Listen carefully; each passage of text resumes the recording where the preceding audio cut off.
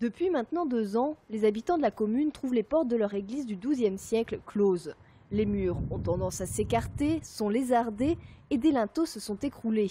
Conclusion, le bureau de contrôle, venu à la demande de la mairie, a demandé la fermeture de l'édifice. On a engagé à l'époque, ça fait déjà plus de 2 ans, on a fait un dossier pour le Conseil général qui à l'époque nous proposait un certain nombre de choses, notamment la première chose à faire, c'est une étude de diagnostic pour savoir quelles sont les raisons de ces dysfonctionnements.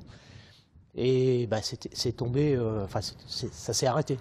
Le 2 juillet dernier, dans son schéma d'aide aux communes, le département ne prévoyait toujours pas d'argent pour les petites villes. L'opposition avait fortement contesté cette action en dénonçant les inégalités pour les villages. Aujourd'hui, à l'occasion du vote du budget 2013, 600 000 € devraient être débloqués pour aider 8 villes. Nous avons écouté les petites communes et pris conscience des difficultés budgétaires pour boucler certains travaux importants, d'où ce dispositif exceptionnel, explique Jérôme Guedj, le président du Conseil général. Un soulagement pour les maires. Pour nous, c'est important. Oui, on peut le dire. Surtout pour ce type de travaux. Pour d'autres travaux, on a eu des subventions du Conseil général.